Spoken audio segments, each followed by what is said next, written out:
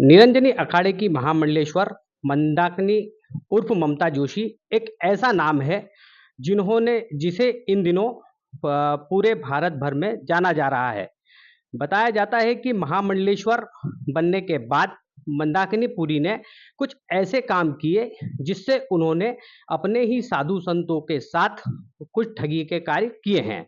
उज्जैन शहर में अब तक कुल 2 थानों में उनके खिलाफ एफआईआर दर्ज हो चुकी है। साथ ही अखिल भारतीय अखाड़ा परिषद के अध्यक्ष और निरंजनी अखाड़ा के सचिव रविंद्रपुरी महाराज के पास भी ऐसी कई शिकायतें पहुंच चुकी है, जिससे पता चलता है कि मंदाकिनी ने कई साधु संतों के साथ ठगी की है। अगर हम बात करें तो 6 मई को उज्जैन के चिमनगंज थाने में सुरेश्वरानंद महंत ने एक एफआईआर दर्ज करने के लिए आवेदन दिया था, जिसमें बताया गया था कि महामंडलेश्वर मंदाकिनी ने उनसे महामंडलेश्वर बनने के नाम पर 7,30,000 रुपए मांगे थे।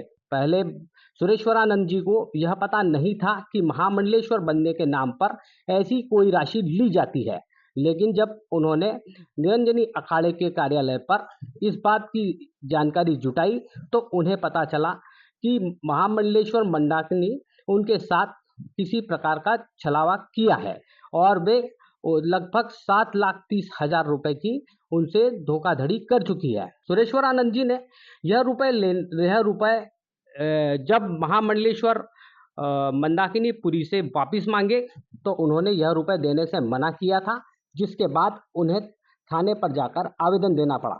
चिमनगंज थाना पुलिस ने इस मामले में जब एफआईआर की तो एफआईआर दर्ज होने के बाद जब महामंडलेश्वर मंदाकिनी पुरी को पता चला तो उन्होंने कीटनाशक का सेवन कर लिया था, जिससे उनकी हालत बिगड़ी और उन्हें उज्जैन के जिला चिकित्सालय में भर्ती करवाया गया। बात यहीं पर नहीं थमती है। जहरीला पदार्थ खाने के बाद महामंडलेश्वर मंदाकिनी के बारे में लगातार शिकायतें अखिल भारतीय अखाड़ा परिषद के अध्यक्ष रविंद्रपुरी महाराज के पास पहुंचती है, जिसके बाद वे मंदाकिनी पुरी को महामंडलेश्वर के पद से निष्कासित कर देते हैं।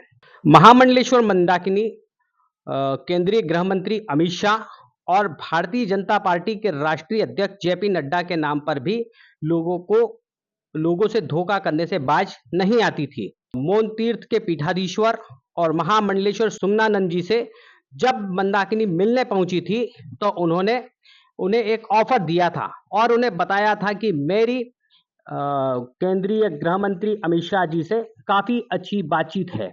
अगर आप कहें तो मैं आपको किसी भी प्रदेश का राज्यपाल बनवा सकती हूँ।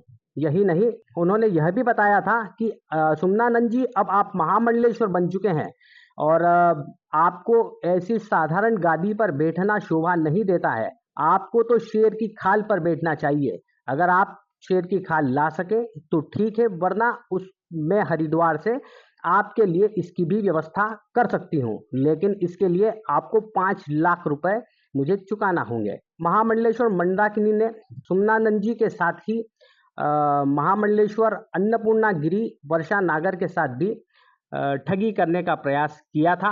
उन्होंने गौ सेवा प्रकोष्ठ की अध्यक्ष बनने के लिए उन्हें एक ऑफर दिया था, जिसमें उन्होंने बताया था कि भारतीय जनता पार्टी के राष्ट्रीय अध्यक्ष जेपी नड्डा से मेरे घरेलू संबंध है और वे मेरे कहने पर आपको गौ सेवा प्रकोष्ठ के अध्यक्ष भी बना सकते हैं। लेकिन इसके लिए भी उन्होंने एक मोटी रकम की बात अन्नपूर्णा गिरी जी से कही थी।